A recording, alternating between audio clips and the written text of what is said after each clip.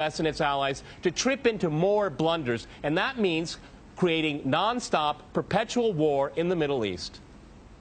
Well, I'm going to make this interesting and disagree with everyone. Okay. I do not accept the premise, which probably isn't too much of a surprise, but nonetheless, I reject the premise that the whole point of the so-called war on terror or investing in the Mujahideen was to somehow fight terrorism or to make a better world.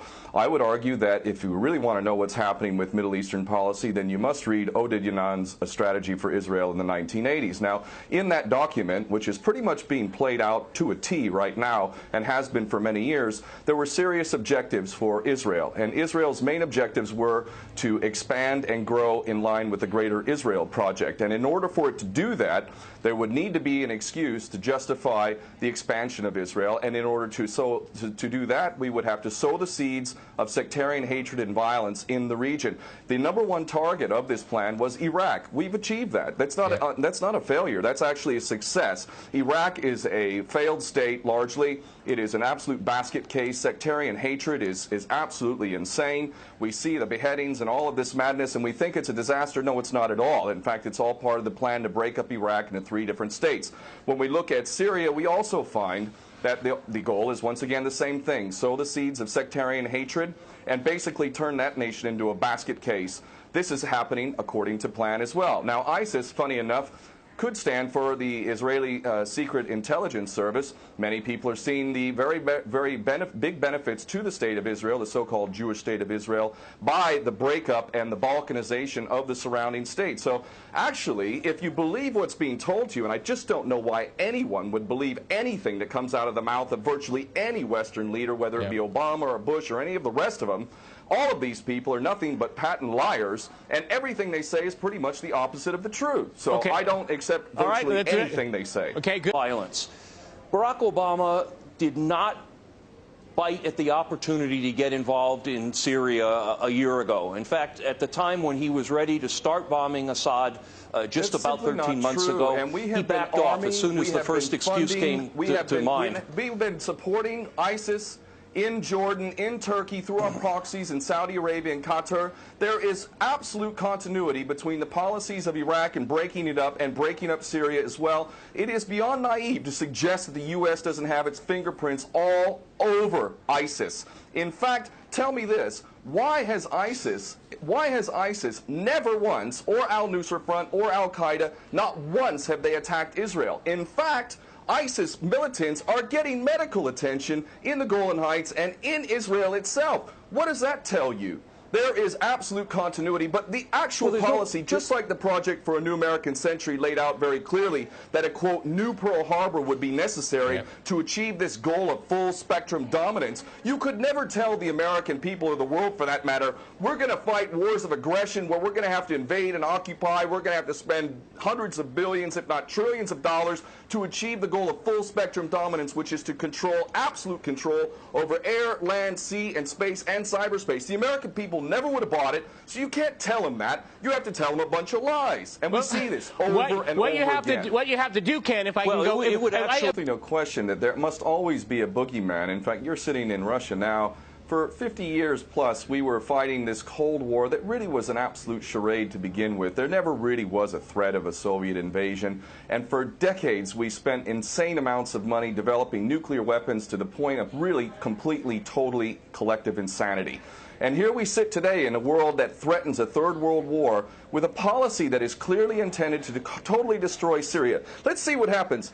If we take Bashar al-Assad out of the equation in Syria, does anybody with half a brain not understand that that vacuum that's going to be created is going to be a vacuum filled by the most powerful interests there? And who is that right now? Well, that would be our best friends and allies, these little Frankenstein monsters that we create, whether it's al-Qaeda or al-Nusra Front or the latest ISIS monster that we've created. Those are the ones that are going to fill that vacuum, and that fits perfectly in line with Oded Yanan's A Strategy for Israel in the 1980s. And if these other two gentlemen haven't read that document, I seriously suggest you do. Another thing that's really worthy of pointing out is the so-called Islamic State is anything but Islamic. And yes, there is a war on Islam.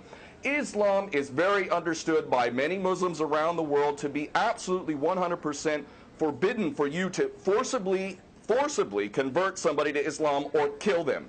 This is totally untrue. Back in the medieval times, when there was Muslim empires, it was an absolute understanding and policy amongst the Muslims who were in charge at that time that those who practiced whatever religion were allowed to continue practicing that religion, and they were not even forced to pay taxes into the Muslim empire itself. However, if people wanted to practice that religion, they would not be able to derive the benefits of the tax system and so on and so forth. The bottom line is no Muslim in their right mind would justify going in and literally executing men, women, and children simply because they don't convert to your religion. These people are not Islamic. They are creations of the monster, which is the empire of the United States and all its cohorts in Israel and England in particular. And this monster is purposely created to justify the continuing insanity of the never-ending war policy, which is really the core of America. And that is exactly why I renounce my U.S. citizenship. This madness cannot be considered anything but the major threat to the world. Okay, Peter, in New York, one of the things we've seen... There are very obvious solutions. One is to arrest the traitors in the U.S. Congress and White House who have sworn to uphold the U.S. Constitution, and somehow